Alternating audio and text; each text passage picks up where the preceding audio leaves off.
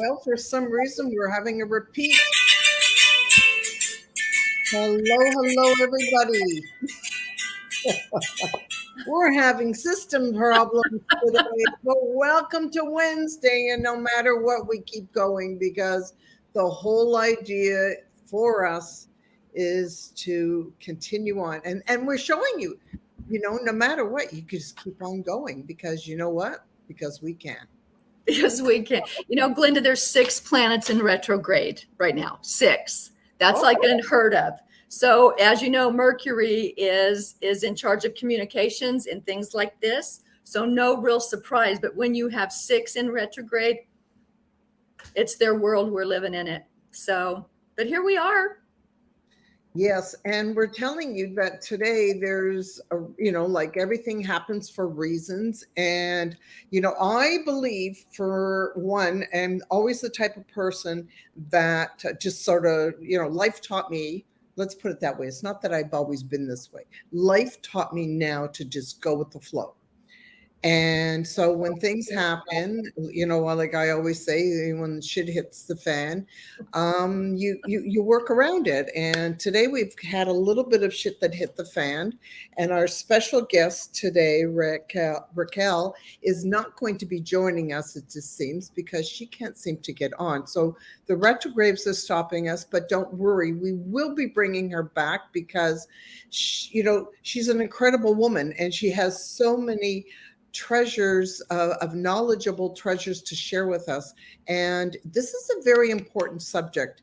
And because of that, Nicole and I have decided to go with it anyways, because we're going to be talking about parenting and we're going to be talking about special needs people, because I have lived it my entire life because of my life or with my siblings. And Nicole, why can you talk about it? Well, one of the things, and not a lot of people know this is something that happened to me before I gave birth to my youngest daughter, Keely. The year before, I had a stillbirth, and that happened in 2001. And we had no idea what happened. We had, it was very devastating. But what I found out was that had she lived, she would have had severe Down syndrome. And so as I researched that and tried to explain to my oldest daughter, Maddie, who was 7 at the time, what had happened to her sister, what would have some of the things that would have been wrong with her had she lived, I showed her pictures. And over the years, she would always question me about it. So she knew what a handicapped person acted like. She knew what a handicapped person looked like in very different forms. And that led to a time in about 6th grade that she saw a little boy on a swing by himself. And she knew that there was something different about him. But she also knew that he was playing by himself. And that really bothered her because she had all these friends. And she asked the duty that day, who was on the playground, she says, why doesn't anybody play with that little boy? And the duty said to her, well, he's in those classrooms. And she pointed to where the classrooms were for the handicapped children. And Maddie didn't really understand that. So she came home and I told her, I said, ask the duty tomorrow if you and your friends can go play with him, see what she says. And she did that. And from 6th grade on, that started just to up until now, a lifelong journey of her being an advocate, a friend, a mentor of anybody in any capacity. She is a fierce defender of those with handicaps. So as she got a little bit older, she asked, well, how can we help them more? Because when she graduated high school, all the programs were gone. They just kind of are on their own after that. And so we started a 501c3. I think that was back in 2018. We did a little bit of play on words. It's don't dis, in parentheses, abilities. And so she's been very, very active in being a great advocate for those with disabilities. Well, I totally, I don't know what a 502 thing is because I'm in Canada. Remember, our label is a little different from yours, but I kind of figured out what you're saying. You created a group to be charity. Yeah, a charity. Mm-hmm. So, exactly. You know what? My heart you know what, I didn't realize that. And my heart totally is connected with your heart, because and I'd like to talk about this because, you know what, I have a lot of things that I can say because I'm the youngest of four kids, and both of my brothers have um, I keep on trying to figure out what it is. It's a thing called Fragile X syndrome. Now, Fragile X is what happens is the X chromosome has been sort of, it wasn't developed properly, or it was injured during the birth. And it's something that, you know, is carried through generations, and either you are a carrier or if you're not. And so I grew up very differently than most people and all of my friends. And it was something that I have a lot, you know, if people are looking to, you know, if they just have a child that's coming in, there's a lot of things that I lived through that I'd love to always make sure that people don't do, or that. And, you know, so I'm the youngest of four. I grew up with my eldest brother. It went boy, girl, and I'm the youngest. And, you know, a lot of things were not explained to me. I sort of arrived on the picture. And, you know, my mother was very involved in those years, what they used to call them the mentally retarded. And it was a foundation that was set up. And when she would go to all these meetings where there would be people that had disabilities, she never explained things to me at the beginning. And I was always put into situations. And I'm just talking about now as a youngster sitting there, really don't know where I'm going. I know my brothers are different than everyone else. And I'm put into situations. And, we talked about this even the week ago about how, you know, when you're living through different traumas in life, how they affect you through your other parts of your life. It never leaves you. And so I'm just putting it out there too. You know, if you have a child with a disability and you have another child that doesn't have the disability, remember that other child needs to learn, and needs to learn from explanations. So don't ever assume that your child understands, your child knows, or your child sees the difference. Every child needs to be explained things. And that's even the child with the disabilities as well. Because my brothers have different levels of understanding. You know, their Fragile X affects people in different levels. And so they both have different levels of learning. You know, one brother is more, they're now, you know, older than I, they're adults and they're still alive, thank God. But, you know, they're like two children, and one's like a grade 10 level, and the other one, or not grade 10, a 10-year-old level. And the other one is maybe just a year or two more. But they understand and they comprehend. So when you don't explain things, what happens is you leave everybody out in the lurch. So that's my first words of wisdom, that I really believe that children need to they need to be explained to, and, you know, at their own level. Exactly. And, you know, when you explain it to your child, and if you see something, you point it out, that that's just who they are. We're all different. They just have something different from you. It also releases a stigma that surrounds that person. And what, you know, Maddie helped people to understand that they have feelings, they have hearts, they get their feelings hurt. And that's so important to let people know they are in essence just like us.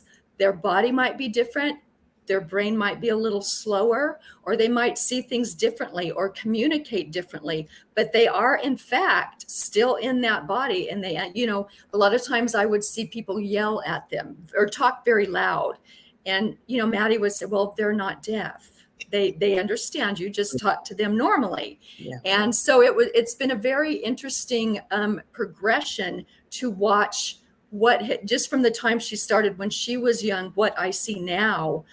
There's a lot more there's a lot more communication around this, and we call it handy capable because they're very capable of many things. And we actually, at one time when you called mentally retarded, we had a drive to get, we don't use the R word. They might be handicapped, but we don't like that word retarded particularly. So we've tried to take that out of the conversation and out of vocabulary. So Well, explaining, talking, showing compassion, showing other people how to extend compassion is very important, not just for that person that's maybe in a wheelchair or maybe can't speak or maybe can't hear, but it's important for yourself to understand you need to show compassion for them. If something happens to you, you would have that extended to yourself. well, it's compassion and respect. You know, Yes. everybody deserves respect. And I grew up watching. One of my brothers went to a special school because of his level, and the other one he had a little higher level, and people just didn't see that the some of the things that he struggled with. And what ended up happening, he went into the regular school system where I was, and I saw constantly kids picking on him and going, being really mean. And I was, I ended up being, look, always being there for my brothers. So it felt like I had to have this magic, So here I'll explain. I kept on feeling like I had this magic cape.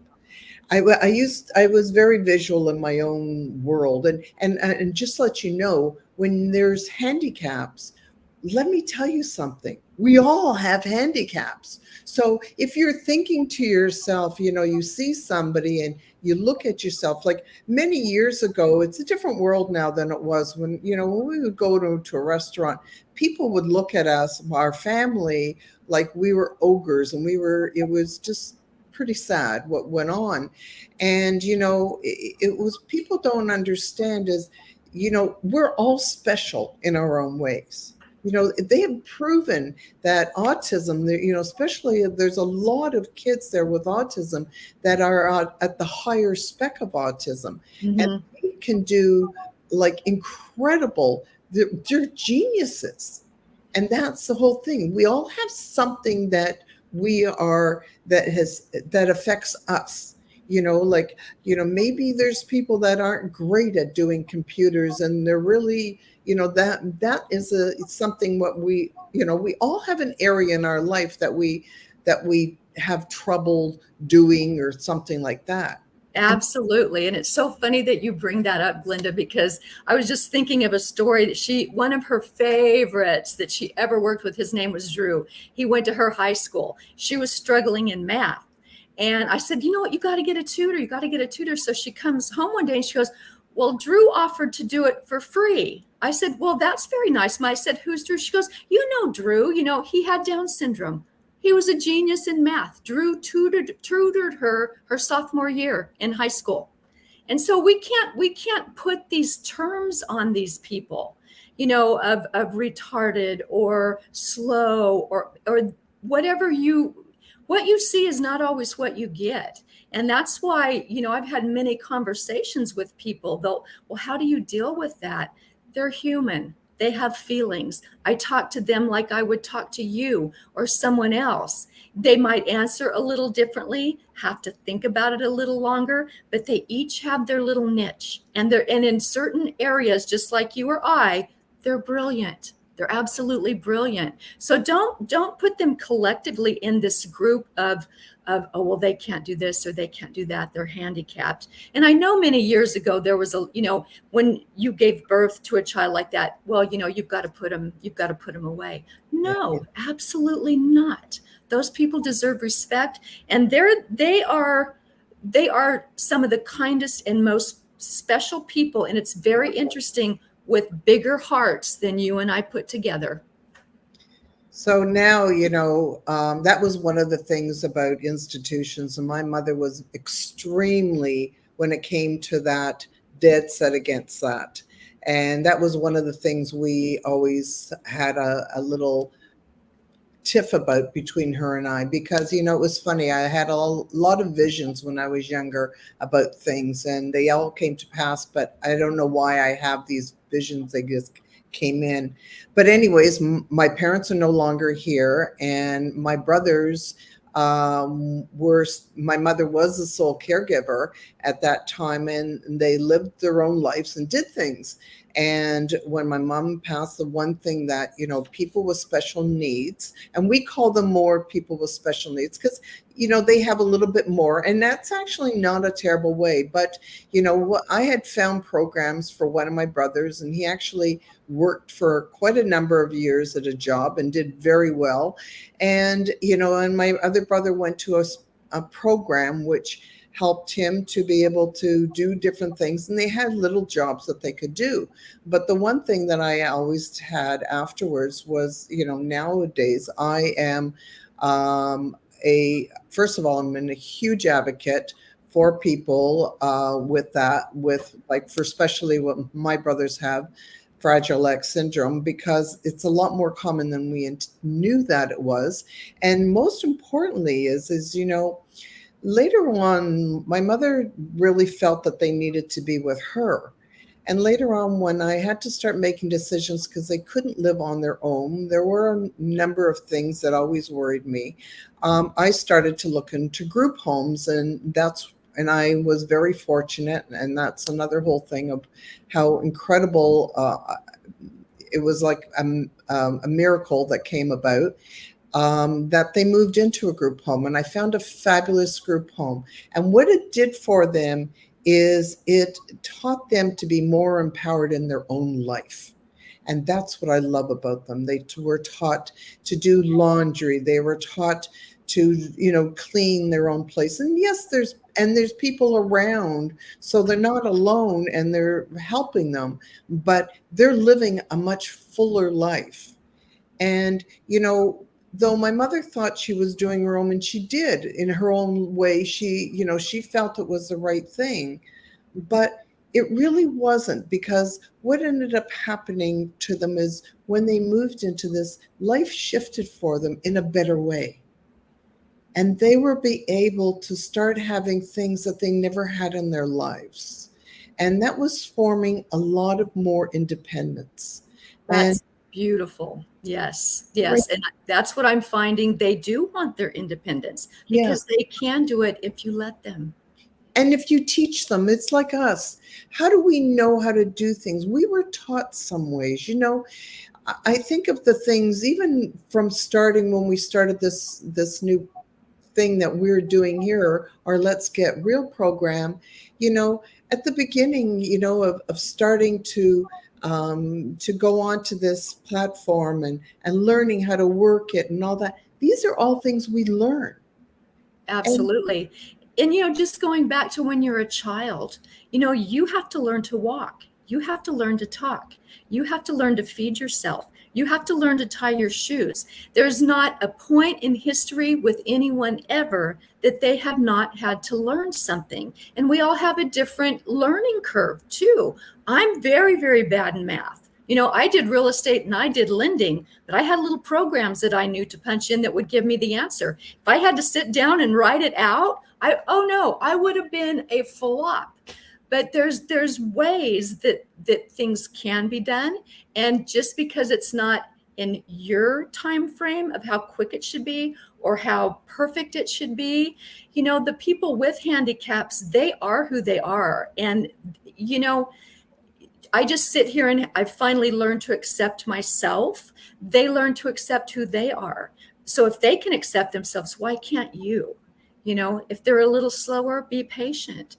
If they do something a little differently, it doesn't matter. We have to learn compassion, acceptance, and just love everybody for who they are, regardless.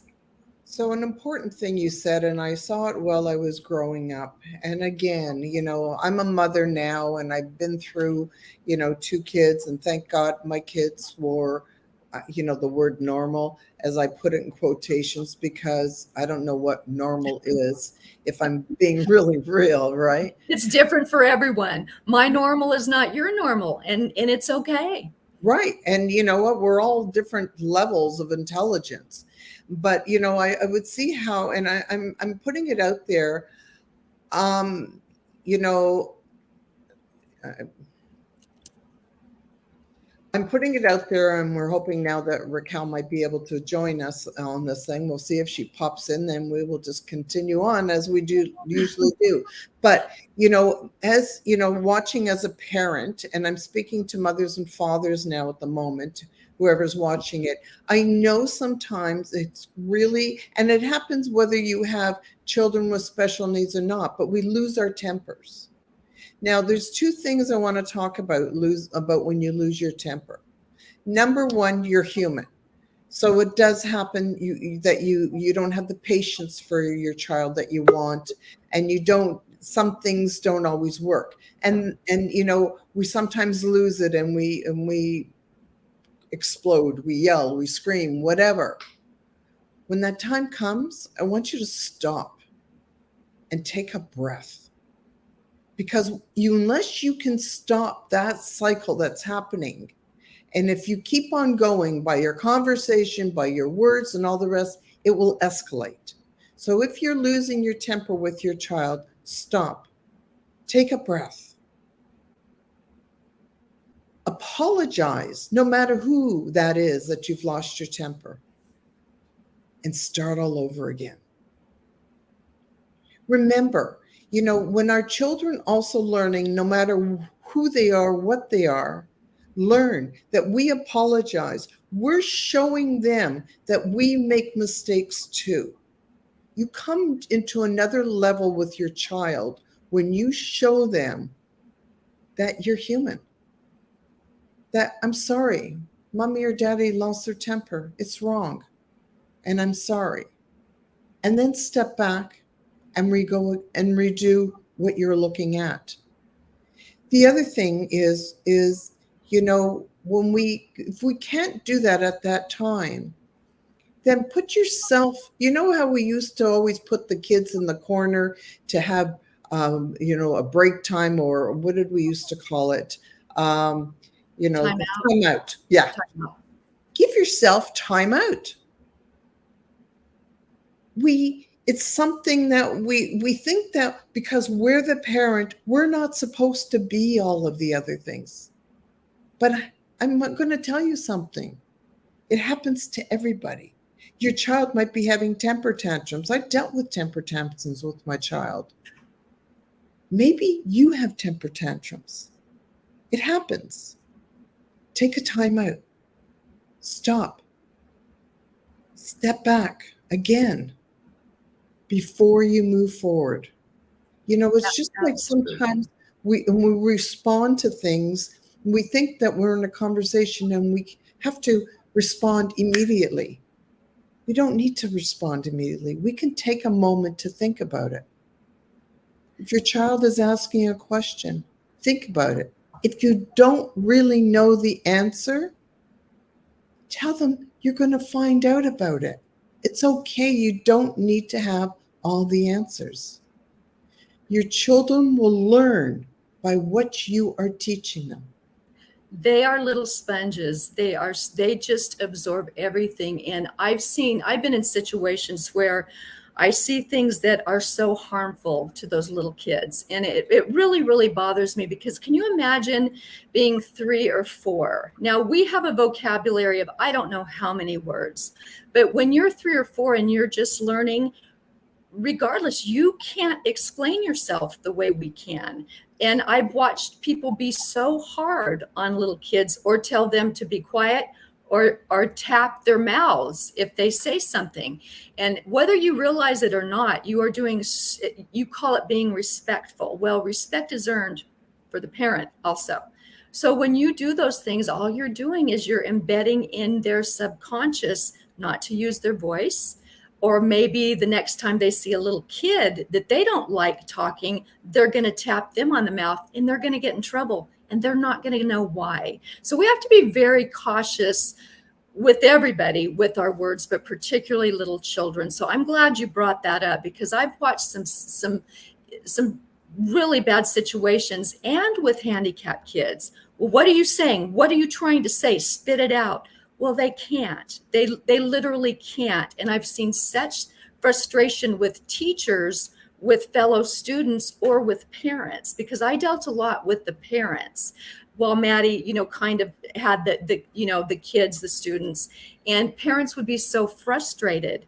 And I said, I can imagine that you would be. That's why, we've got Maddie taking them places or doing things with them. I said, but as frustrated as you are, can you imagine the frustration they feel that they can't communicate to you how they feel because you're not listening, or you're yelling, or you're shutting them down? And until you can kind of open some eyes to the fact that, you don't want to come right out and say, well, maybe you're the problem, but you have to kind of embed a few little words that will maybe perk their ears up. And I've had some epiphanies when I have talked to parents that, wow, I never thought of that, that they're struggling to put maybe a sentence together when we can ramble off sentences like that. So you just have to slow down. You have to think. And I'll tell you what, I learned about apologies many years ago, and it's so disarming that the escalation stops right there, because there's nowhere for it to go. Yeah. The apology and taking the blame, if you should, it's probably the best thing you can do. It just stops it right then and there. Oh, okay. Well, well, I accept your apology. You're done. Yeah. You're done. And the other thing is it changes the relationship that you have with your kids. So, I have seen through the years of, I lived in a house where we backed onto a high school, and my house was a hangout home. And, it turned into being more than a hang up home. It turned into being, with all the kids love to come over because there was listening, and they loved being there because there's no judgment, and they were allowed to speak. And I learned about how how they had such hard times with their parents because there was judging, there wasn't the listening factor, and the kids ended up wanting to run or be away. And so when you listen and you give some understanding, and remember, I do want to give a point, but remember some very important things. Well, I was parenting my children and seeing some of the things that they got into. The one thing that I always reminded myself through those times was all the stuff that I did. I was a little type of devil. I loved to get into things. Oh, Yeah, I did a lot of skipping school and all sorts of stuff. And, and my parents, because my brothers really didn't have my life, like I got away with a lot because they were just too overpowered with business and my brothers and everything. So I got away with a lot of stuff till I escalated. But what I did is, the one thing as a parent now my kids are growing up, they're adults, and we have a phenomenal relationship I have with both of them. But through the years when they would do something, I always remembered the stuff that I did. And that is where I learned to, always say to them, if something happens, you know what, I'm always here, and I'm not going to judge you or shut you down. Or if you're out drinking and I don't want you driving in a car or being with somebody who is, or something happens, just phone me. You know what? We'll deal with it. We'll talk about it, but I'm always there. And you know what? I was the mother who was driving around, picking up everybody and driving them off because I'd rather them be safe. That's all I cared about, was their safety. that was me too. That was me too. Absolutely. But I would always tell my kids too, look, if you're in a situation and you don't want to tell anybody, so blame it on me. I don't care. Just say, no, my mom says I have to come home. Yeah. And so I can't tell you how many texts I would get from my kids. It's like, mom, text me and tell me I have to come home. Okay, that works for me. So, yeah, I agree with you on that one. And, speaking of parents, Glenda, don't you think it's super important for parents to maybe open a conversation with their children and kind of start that conversation with about special need kids, how they should be recognized? Or I just think we could avoid so many confrontations or so many bullying situations or harsh stares or pointing if, as a parent, you could just be a little more open with your conversation with your kids when they're younger. Maddie was 7, and just me showing pictures to her, here's what your sister would have looked like. She recognized what a child with Down syndrome would look like. To Yeah. her, it didn't look odd because she'd seen the picture since she was 7. And so I think that would be such a big step for everyone if, the conversation would shift to a bit of an empathy. This person is different in their own way. Here's what they look like. So and Maddie always explains, we're all different, every single one of us. So, And and that's exactly, well, so my life changed in a little different ways because my brothers were always around from the time the kids were babies.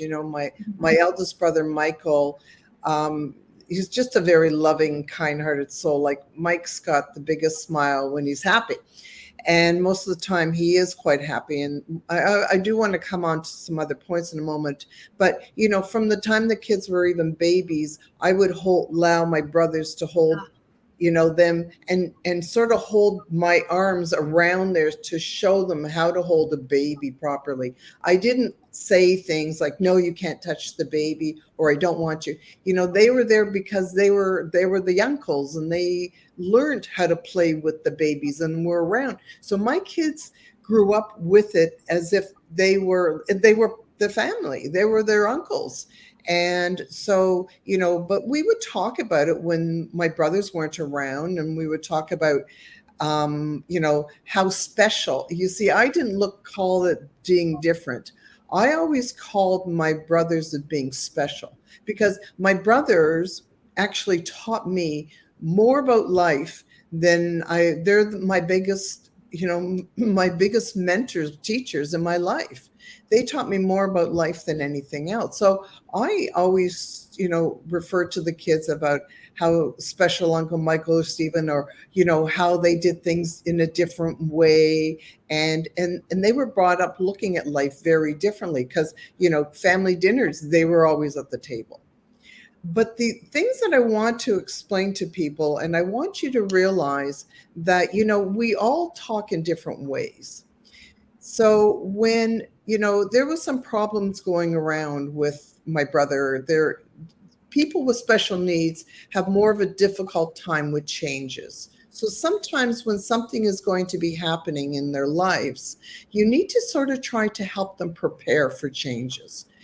And, one of the times my brother he was in a program, and the person changed, who was the head of the program, and they didn't properly do this.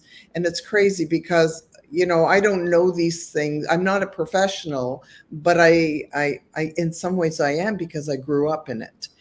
And my brother was acting out, and it was escalating. So when he acts out, it means, it starts with his hand shaking. So that shows me that something is wrong.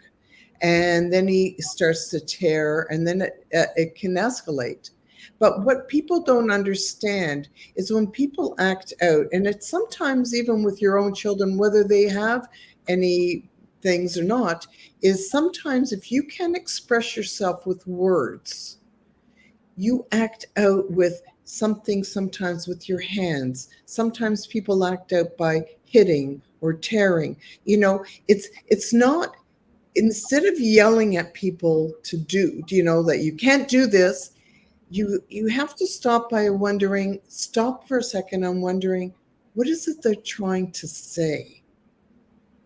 So I want you to think back when, maybe one of your children have changed something or reacted in a way, and it wasn't in the way by using their words. And I know as a mom, I used to say always to my kids, we have somebody who's now ready to join us. I'm Yay! going to bring them right on. Whoops, because okay, Hello. ladies and gentlemen, this is our special guest, and definitely we will. Nice. I'm just gonna turn my thing there. Hello, everyone, ladies. Hello, and I was thank you. And I'm listening. sorry you've had such a difficult time of coming on and joining us today. Thank you. I had a little bit of tech support from my 14-year-old son. That's Oh. perfect. I understand that completely. Mhm. That's Yeah. always the way. So Raquel is a professional in this area. Mhm. She, we want to allow people to understand she is an educator and she works with children, young adults, and especially as well children with special needs. And this is something that is like you have been hearing is very dear and near to my heart. And it's really a way we need to constantly keep bringing this out. So Raquel, thank you so much for joining us today. We will definitely, this is a conversation that needs to be shown not once, not twice, but, it constantly needs to be part of our life. So Raquel, meet Nicole. Hello. Very nice to meet you. You too. And so tell us, how did you get into this realm? What type of things can you shed onto us? And just join in this conversation. Okay, so yeah, I graduated with a CYW diploma. I'd say about 28 years ago, and so I started. What is a CYA diploma? Please tell us. Sorry, Child and Youth Worker diploma. So my CYW diploma at Humber College in Toronto. And I was in my 20s. And so I graduated from that program, and it's a 3-year program. And I had an opportunity to, when I graduated, one of my placements was at a treatment center in Toronto. And I had a chance to work there in their program. And I was there for about 10 years. And that treatment center was for duly diagnosed children and adults. So they were diagnosed with more than one disability. So I worked there. And then after about 10 years, I got into the education field. So I've been with the school board for about 15 years. So 2 different school boards, one in Alberta and one Ontario.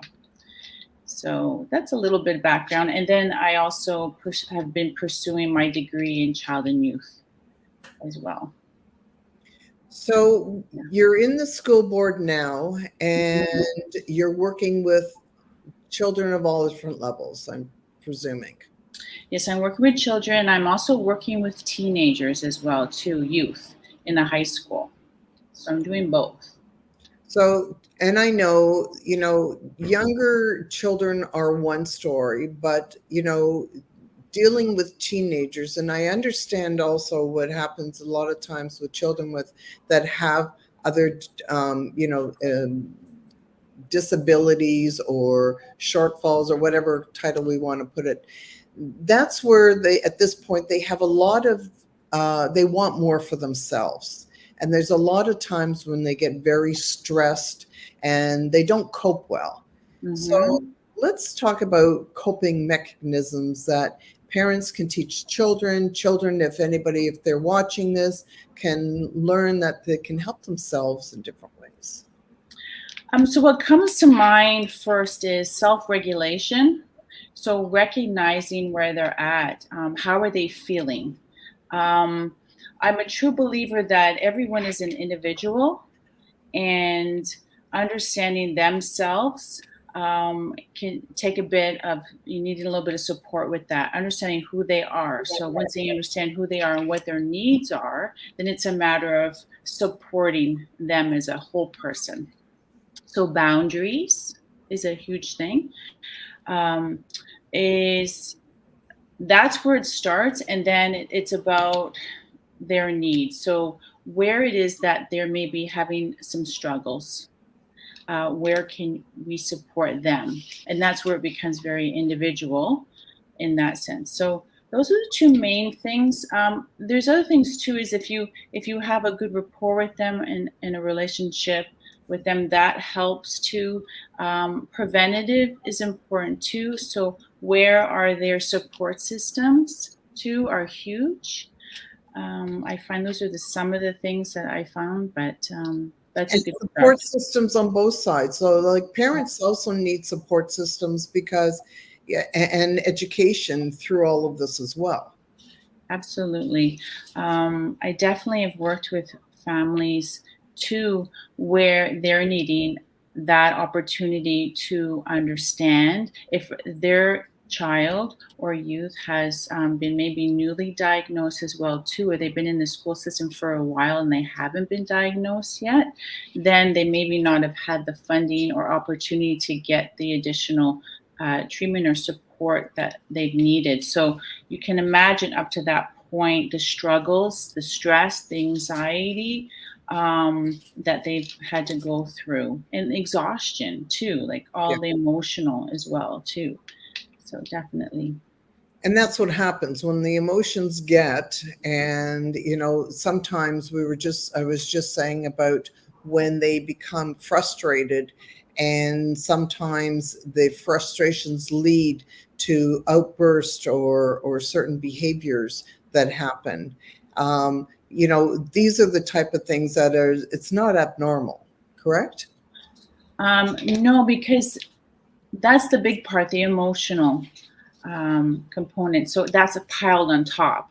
So you have a young person who is just dealing with who am I and how do I fit in society, and then they're getting certain external feedback that might be uh, interfering with their self-esteem and personal growth. And then on top of that, emotionally, it just compounds from that, how they're feeling. So you really are peeling layers away of this person, this individual. And I think that's then you have a person who is definitely in need. So, how do you build them up emotionally and also with confidence and so forth? So if you're well, for myself as an educational assistant, working in a school is what I love to do is I love to have an opportunity to watch a child or youth in their own environment. Where are they flourishing? Who are they? Before I even kind of engage, because again, everyone is an individual and they may not, I don't know necessarily a background, who they are, what their life has been. So I'm not going to just submerge myself into their world.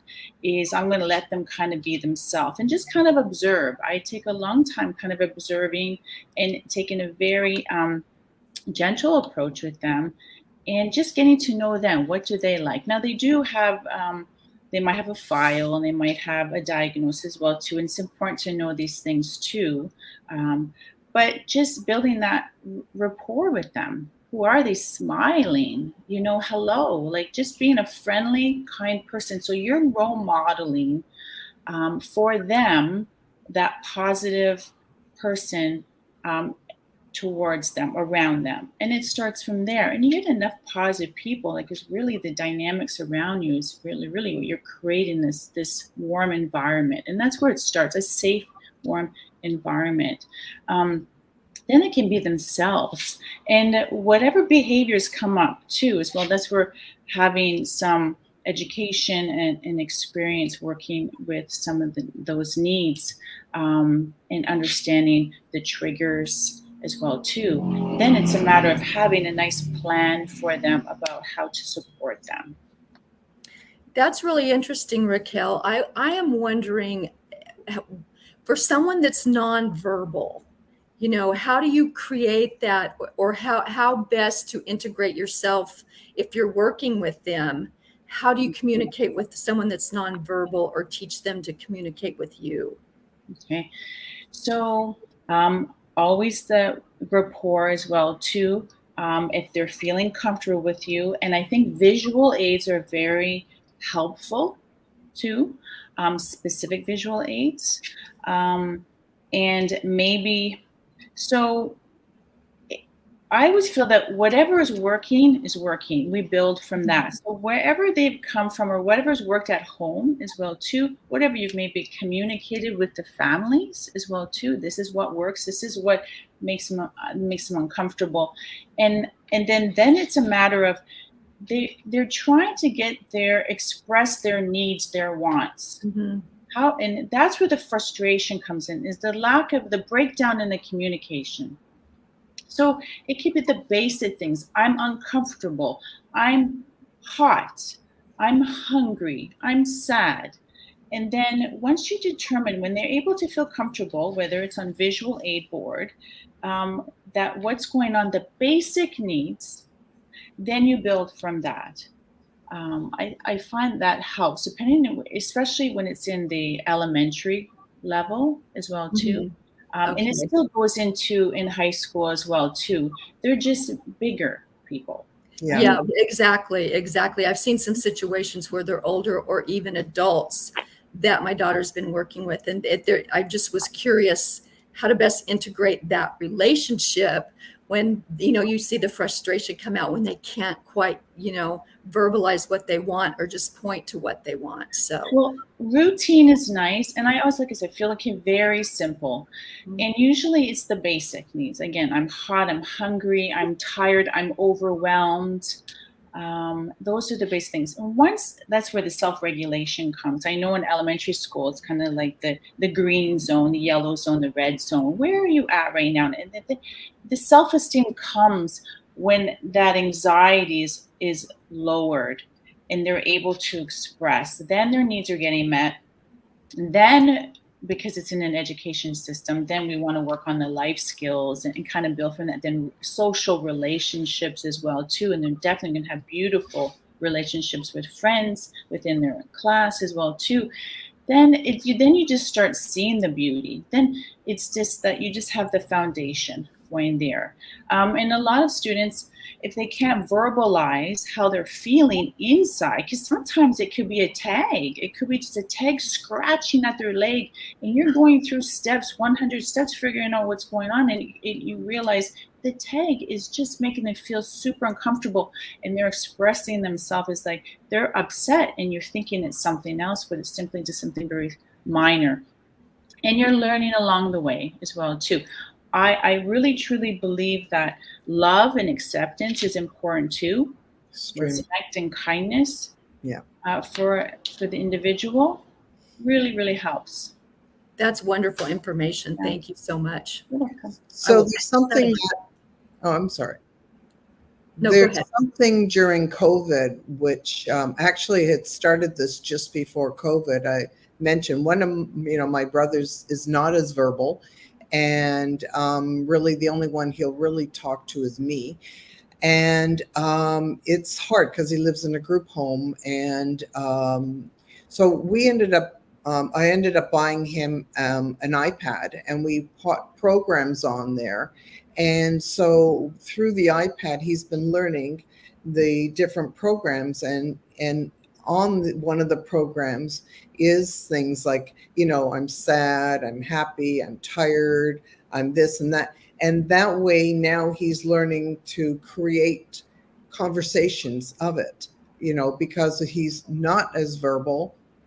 This way he can speak out or something, because if he gets upset and we can de-escalate something, then come back and sort of start to communicate some other things. So it's not such a, is it this, is it that, is it that? Because sometimes when you start doing that, you also irritate them. True. Mm-hmm.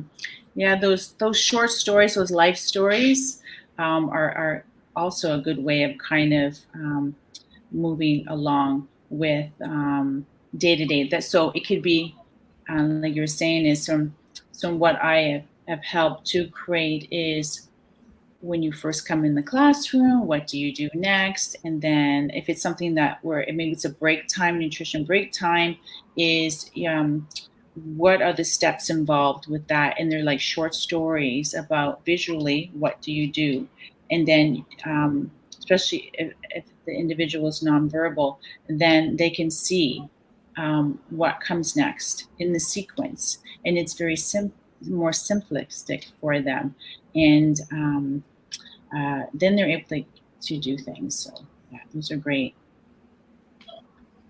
I think one of the other things, is having an idea. So I don't know what your opinion is about learning where their baseline is. Because not all parents do this, and sometimes just having an idea where they're starting from allows you to work from that point on. Do you want to talk about that? Myself? Does the school board do that now? So I guess when you're saying baseline is kind of just a foundation of kind of where they've come into the school and where are their strengths, and what the plan is going to be for them. Yeah, I guess it depends on. So I'm in high school now, so primarily that's most of my time, but for the elementary level, yeah, definitely, because the social worker meets together, like they have a multidisciplinary team that sits down and they look at the individual's needs, and they decide, have they had a report done, an assessments are done, meetings are taking place for there. So those do take place. There is an opportunity to share information, which is important, especially if they've come from another program or another school.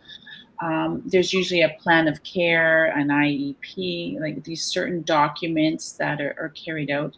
And so generally that's what happens. There is a kind of baseline. Where are they at? Who are they? And how to best serve that individual. I've always seen that for sure. And then that's reevaluated as well too. So how about the family now? Because none of us live on an island. Yes. Right. And it's really important that we work also, parents need to be understood, because it's traumatic. It's sometimes exhausting. Yes. having a child. How can parents, are there any programs out there to help parents so that they can help their kids, or there things like that? Well, I know in the community, in where I am at, I'm in Kitchener.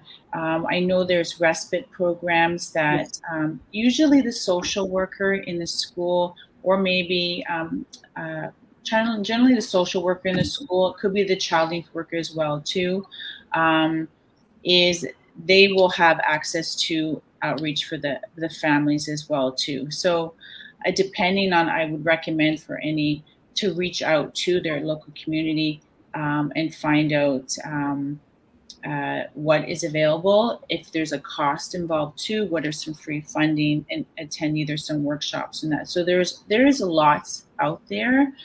So it depends on where they live. Yes, so and especially I don't know anything really much about in the US, but I know for those in Canada, there's a lot of people. There's a lot of a lot of programs that offer a lot of funding to people. Yes, it's just sometimes hard, and so my heart goes out to families with young children with special needs when they're first starting out. It's overwhelming. It can be a long journey. It can be, I've met parents where they've had to be very, very diligent and consistent and on top of it, and to try to get the funding needed.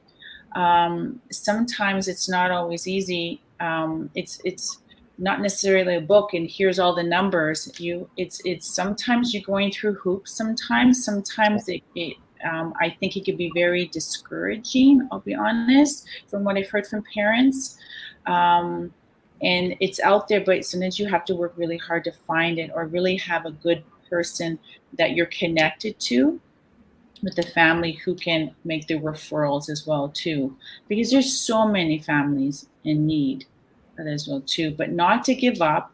And like I said, there is a lot out there, because this is something that a lot of children uh, have have special needs. It's out there. So It's really important that you spend, and I know because a lot of programs I never knew about, and my family never, nobody explained any things to them. But I know when I spent a lot of time doing my own searching on, on the computer, and that's where I found things. So it might yeah, be through your government, it might through sure. education. There's all different things, but just to let you know that it's little things that you can do that can really change, helping them grow. I know in Canada, there's, one of my brothers wanted a job and it was very virtually impossible. And I found a program through the government that actually trained him and actually did a coaching program. So they followed him and till he got well on his feet, and even from time to time would keep on checking in. And these type of things create so much more confidence in somebody that they be able to go out and do that. Because for us it seems like nothing to go out and get a job, but what a lot of people that have, well, a lot of people don't have is the confidence in themselves. And it doesn't mean necessarily that that it has anything to do with whether they have special needs or not. Mm-hmm. Mm-hmm. And then you get some families too that maybe they don't have a lot of time too, or they have more than one siblings and they're working two jobs and they don't know where to begin, and they talk to other people and they're like, oh, they've had maybe some negative experiences as well too. So then it seems very defeating Yeah. as well too. But let's talk on another level of where you mentioned before of people with special needs and kids all, even without it. The one important things are developing friendships. Mhm. And when kids and adults, everybody, when you don't have some special people in your life, it really can hurt your life. And again, there's a lot of things of finding those right people that can touch your life and being the good people. Sometimes we get involved with people which aren't really good for us, and Mhm. then there's people that help us to grow and to blossom. And the other thing is encouraging and trying to help families, and being honest and really straight with your teachers as well. So let's dive into that a little bit. Mhm. It's, Yeah. I agree with you. I say that finding those positive role models. I remember being in college, and I remember my instructor saying to me, Raquel, who is your role model? And I had to think about it at the time. I thought, who is my role model? Like, you might think your parents, and it can be your parents, but outside of the family unit, who is it that you gravitate towards? Who inspires you? Who do you look up to? And that says a lot too, especially when you get to be in when you're a teenager too. Who is it that you you look at the qualities, the characteristics of them, and you think about possibly that's who I want to be, and that tells a lot. I think for young people, definitely when you listen to who it is that um, they admire, I think it tells a lot about where they are at in their life. And of course, that changes. When it comes to teachers as well, too, I've worked with the most phenomenal teachers myself, and um, you can just tell they love being a teacher. They love mentoring. They love being there, that person for them in their life, because sometimes they don't have anyone else but their teacher, right? True. And sometimes I'll say is with life experiences that, or in being, remember being a teenager, you even just having one person in your life that it could be even an author who writes books, and you read their books and you just get lost in it. That could be the start on the path of where you should be going. Absolutely. You just find something that resonates with you, and it you just, all of a sudden you're a different person. It's amazing. And we all need that. Like, I truly We believe in my do. heart, we all need to be able to connect with positive people in our life throughout our life. Absolutely. Absolutely. Very true. And Glenda, I have a very dear friend watching right now. His name is Edward Wilkins. He's a very high functioning autistic friend of mine, and he has been giving us some little nuggets here. So I Okay. want to honor him with, he says, treat them how you want to be treated. Absolutely. I love it. He says they are mirrors. He says we think and act, process and think in our own way. Allow us to show you the best way to communicate to you. I love it. And I just noticed that, but he's a really amazing person. And so I want to honor him with everybody hearing his comments, because he's one heck of a guy, and I'm very honored that he came to see us today. And he does say, and this is interesting, Raquel, I'd like your opinion on this. He says, I feel that first responders need training how to help us. Could you Mhm. expound on that at all? Mm. I that's interesting. That's the first time I've ever heard that. So um, I agree. I think that especially when someone's going through trauma in a situation and they are hypersensitive and they are very anxious, having someone who can understand, to again, that self-regulation, about Mm-hmm. supporting of them what they're going through, definitely could help in a situation. Um, and I didn't know that maybe they don't have enough training. That's news to me. So I just assumed they did because of the nature of their job. So Mm. that's very interesting. Yeah, it would be something to look into, wouldn't it? 'Cause I have never thought of that either. Hmm. Well, I'll tell you, I've heard of stories. I hear of a lot of stories. I have my son who is a criminal lawyer. And so I get a lot of stories that come back, and he's a defense lawyer. So he has defended people, and some with special needs. And he's actually can be a lot more understanding than the average person, because he grew up with it himself as well, so he can see things. And at times, unfortunately, there's been times where they have not people with special needs have not been handled properly, because the police not all, are always as sensitive as they need to be at True. times. And Hmm. I remember one time I was one of the people that lives in the group home where my brothers were. He got out of the house, and he was somebody who needed a lot of he needed always somebody with him. He his because he couldn't be on his own, and he got out and he wandered. And I was we were going out with our family, and we spotted him, and I phoned the police to say that we were there. And I made sure to tell them. I said, listen, he's special needs, and you got to handle him with caution. Like, come at him slowly, talk to him, but in a calming, soothing manner, because like I knew who he was, and I knew about him.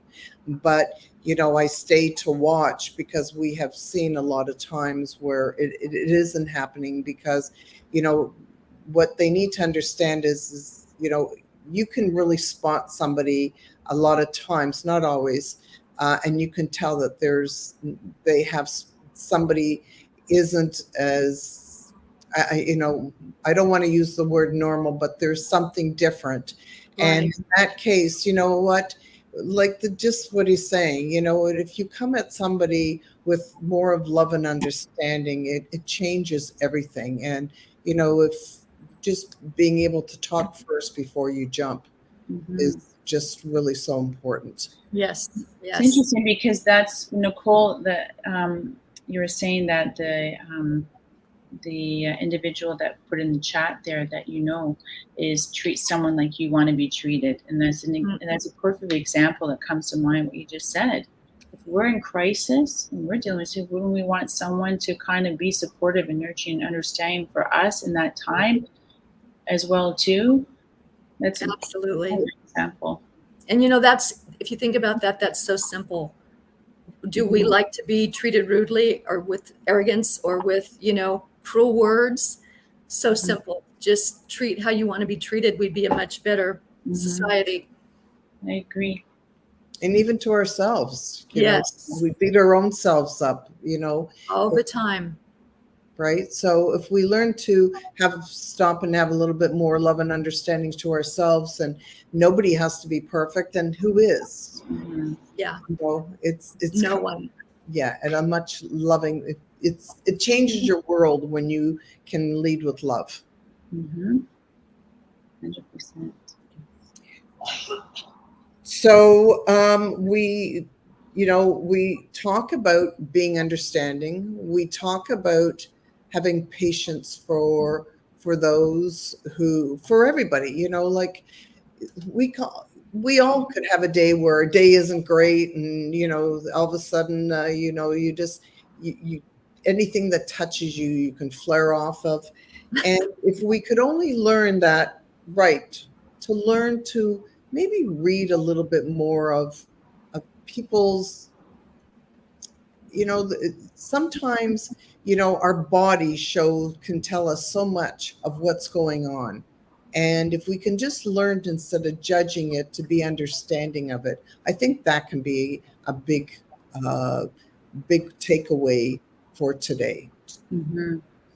Absolutely. So we've gone a little bit past our time, and we've done, because Raquel was late coming in because of some difficulties, and we are going to come back and really talk about this.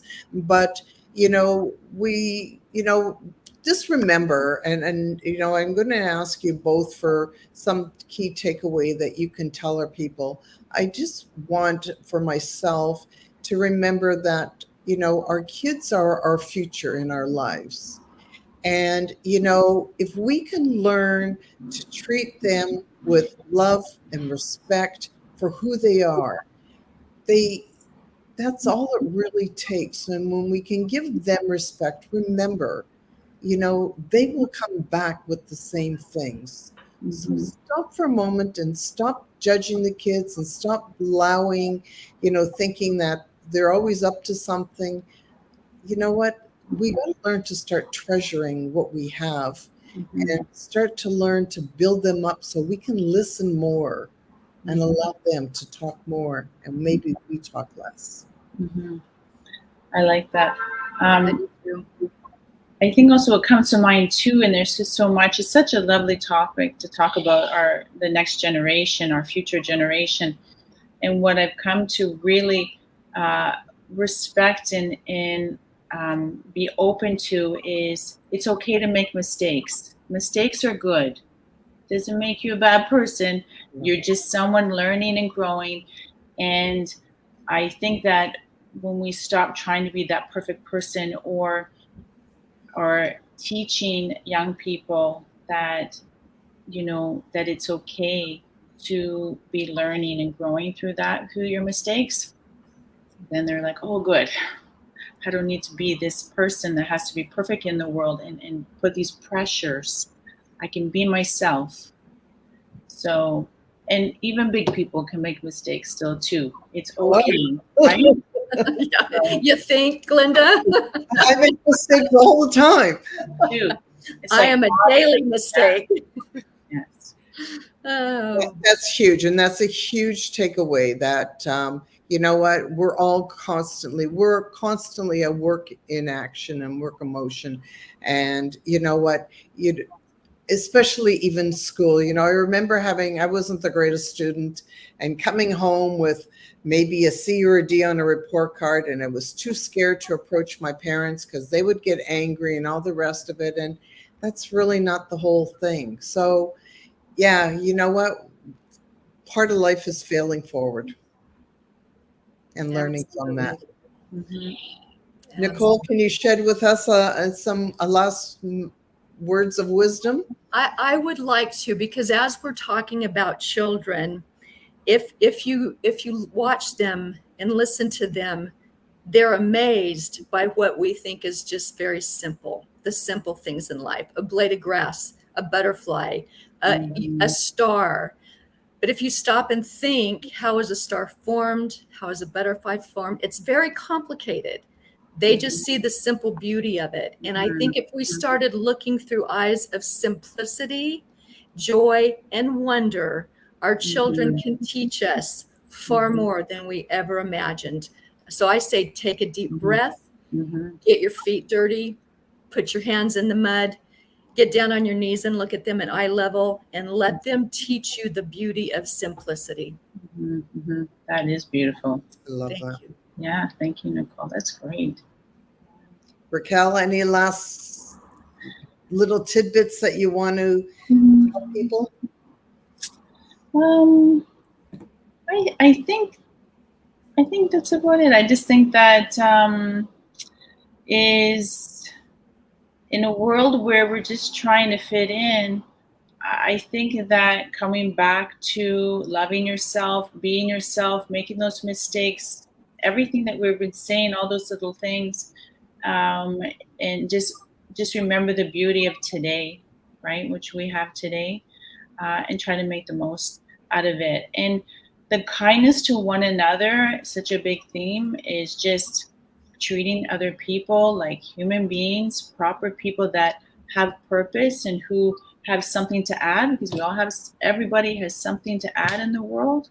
I think it makes the world, just humanity between other people in our differences. Yeah. I think it just makes things better, right? Just the simple Absolutely. things. And the other thing is you start to realize that no matter how different we are, we are so much alike. 100%.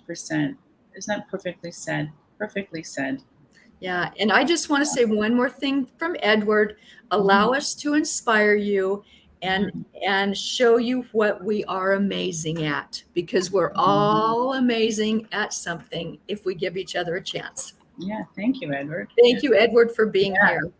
Thank you, Edward, Absolutely. for joining us today and for keeping us true and honest with ourselves and with you. And I thank you for giving us all these words of wisdom. You are an absolute honor.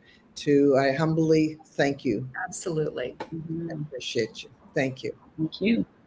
Well, ladies, it's another show that is now complete. And remember, if there's something here that got you, that you think that somebody else could gain some insight in, please share us and make sure that you comment below. And we will also, once the show is over, we will put Raquel's links too as well, so you can contact her if you want to get some more small wonderful words of wisdom that she will be able to share and help you, or if you're having some things with your own child and you need a little bit of professionalism in there, she'll be more than happy to. So remember, today is all about enjoying the moment that we're in. Thank you, ladies, for coming on today. Thank you so very much. And we hope to see you again, Raquel. We're going to make sure that the next time works a little easier. 100%. Thank you so much.